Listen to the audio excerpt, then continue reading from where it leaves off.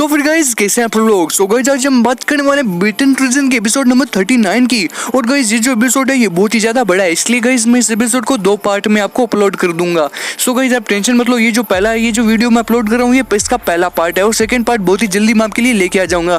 So guys चलो शुरू करते हैं, लेकिन उससे पहले मैं आपको बताना चाहता हूँ कि मेरा इंस्टाग्राम है और आप मुझसे अगर बात करना चाहते हो तो इंस्टाग्राम में बात कर लेना, हम लोग पर्सनली बात करते रहेंगे। वैसे कोई अगर आपको कोई मांगा एक्सप्लेन करवानी हो तो भी आप मेरे को इंस्टाग्राम में बोल देना, वरना कमेंट सेक्शन में बता देना। और गाइस कमेंट सेक्शन में बता दिया करो कि वीडियो कैसा बनता है, ऐसे मुझे पता नहीं चलता है कि आप लोगों को वीडियो अच्छा लगा या बुरा। सो गाइस चलो शुरू करते हैं बिटन प्रिजन का एपिसोड नंबर 39 का पार्ट 1। लेकिन उससे पहले अब तुम लोग गलती से अगर नए हो तो सब्सक्राइब करो, वो जो लाल वाला बटन है उस पर अपने जीजा जी फेंक के मारो या फूफा जी, मुझे नहीं पता, बस क्लिक हो जाना चाहिए। सो गाइस पिछले एपिसोड में हमने देखा ही था कि जो वोंग जो होता है वो बॉक्सर को हरा देता है, उसके बाद वो मास्टर जू से मिलता है। जो मास्टर जू होता है वो उसका मास्टर होता है बॉक्सर का। फिर वो बोलता है कि मास्टर जू आप मुझे कुछ ऐसा सिखा दीजिए कि मैं सबको हरा दूं। फिर वो बोलता है कि ठीक है, nice to meet you master जू, मैं आपसे फिर मिलूंगा, अभी मेरे जाने का टाइम होता है।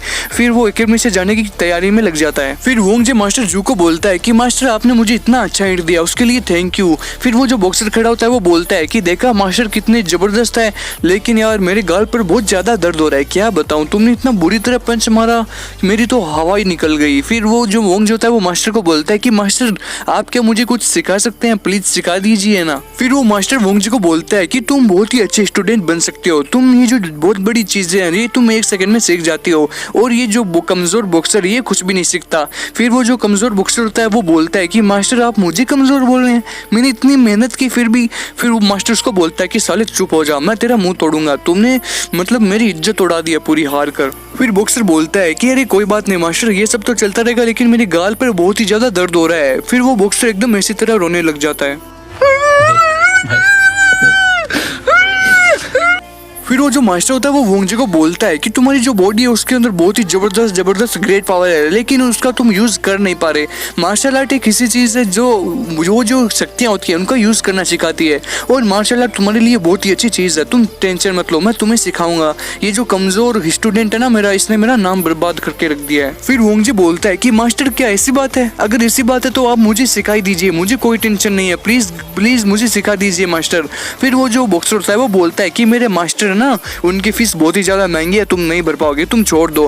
वैसे मैं एक बहुत ही जबरदस्त बॉक्सर रहा हूँ, मैंने इतने पंच खाए हैं फिर भी देखो मेरे को कुछ नहीं हुआ, मुझे लगता है कि मुझे सम्मान के साथ इनाम दिया जाना चाहिए। फिर वो जो मास्टर होता है वो बोलता है कि देखो वो मुझे सच बात बता रहा हूँ, मुझे कभी झूठ बोलने की आदत नहीं है, क्योंकि इतने सालों से मैं मार्शल आर्ट एकेडमी हूँ और मेरी जो बॉडी है वो काम करनी थोड़ी बंद कर दी है क्योंकि मैं बूढ़ा हो गया हूँ।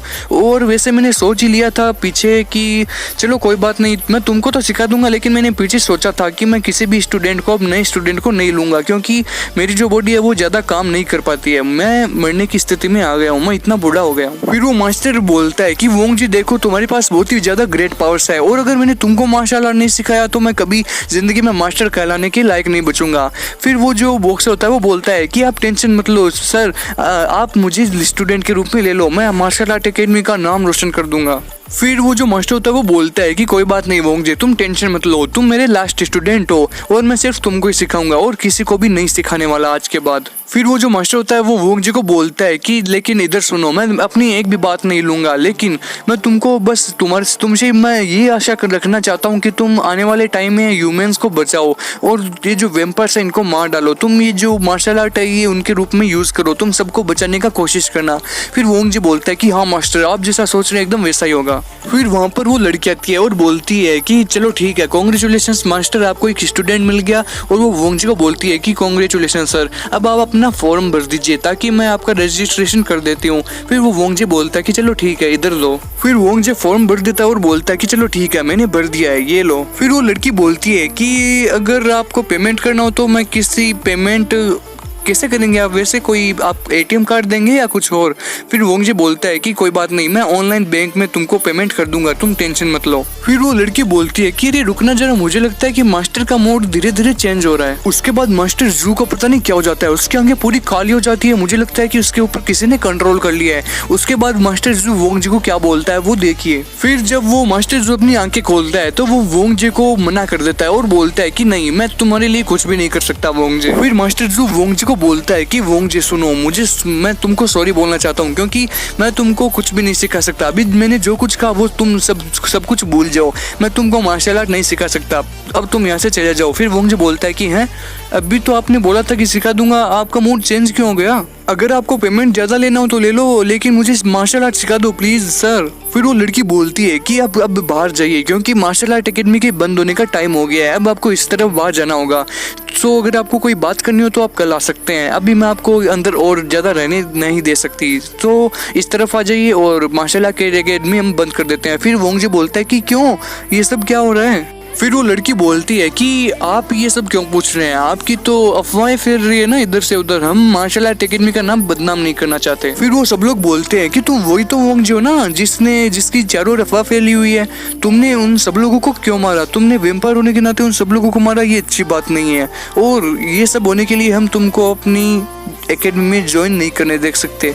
हमारी जो ये मार्शल आर्ट एकेडमी, इसका नाम बदनाम हम नहीं करने दे सकते, सॉरी। तुम वही तो डिपेंडेंट हो ना मिस लिंग लेंग्यू के, जिसकी अफवाह इधर उधर फैल रही है। फिर वोंगजे बोलता है कि आप लोगों का मेरी मार्शल आर्ट एकेडमी से क्या संबंध है, मुझे समझ में नहीं आ रहा।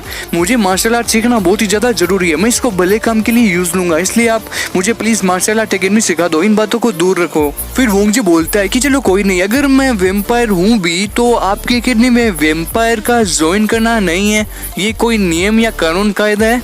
ये कहीं लिखा हुआ है क्या कि वेम्पायर्स लोग मार्शल आर्ट नहीं सीख सकते? फिर वो लड़की बोलती है कि अरे नहीं सर, हमारा ये मतलब नहीं था। फिर वो लड़की बोलती है कि वोंगजे सर, आप जैसा समझ रहे हो वैसा नहीं है, आप बहुत बड़े आदमी हो और इतने बड़े आदमी को हम मार्शल आर्ट सिखाने की हमारी हिम्मत नहीं है, आप बहुत बड़े आदमी हो, ये जो एकेडमी है ये तो बस छोटे लोगों के लिए है, आप जैसे बड़े लोगों के लिए हम नहीं सिखा सकते, प्लीज सर आप समझने की कोशिश करें। फिर वो जो मास्टर शू होता है वो वोंगजे को बोलता है कि मैं एक नॉर्मल ह्यूमन हूँ और मैं किसी भी वेम्पायर को मार्शल आर्ट सिखाने में सक्षम नहीं हूँ और ना ही मैं किसी को मार्शल आर्ट सिखाने की हिम्मत रखता हूँ, प्लीज सर मुझे माफ कर दीजिए, प्लीज आप यहाँ से चले जाइए। फिर वोंगजे बोलता है कि वेम्पायर बनना कोई बुरी बात है क्या यार, सब लोग बोल रहे हैं और मास्टर शू आप भी समझने की कोशिश नहीं कर रहे, प्लीज मुझे सिखा दीजिए। फिर मास्टर शू बोलता है कि नहीं वोंगजे, मैं कुछ भी नहीं कर सकता, प्लीज तुम यहाँ से चले जाओ। फिर वोंगजे बोलता है कि चलो कोई बात नहीं, मैं वेम्पायर हूँ, यही सबसे बड़ी मेरी कमजोरी है, क्या करूँ मैं कहीं नहीं जा सकता यार। उसके बाद जो मास्टर जू होता है वो वोंगजे को बोलता है कि सुनिए वोंगजे सर, मैं आपको निकालने की हिम्मत नहीं कर सकता, मैं आपसे सिर्फ रिक्वेस्ट कर सकता हूँ, और नहीं मैं आपको यहाँ से विदा करने का हिम्मत कर सकता हूँ, मैं आपको सी यू बोलने की भी हिम्मत नहीं कर सकता। मैं एक नॉर्मल ह्यूमन हूँ और मैं वेम्पायर को कुछ भी नहीं बोल सकता, मेरे को कुछ भी बोलने के अधिकार नहीं है। तो सर मैं आपको दिल से रिक्वेस्ट कर रहा हूँ, प्लीज़ सर आप यहाँ से जाइए, तो हमारी जो मार्शल आर्ट एकेडमी उसको बंद कर सकते हैं। सो अब आपको कोई दूसरी जगह ढूंढनी पड़ेगी, हम आपकी कोई भी मदद नहीं कर सकते, सॉरी सर।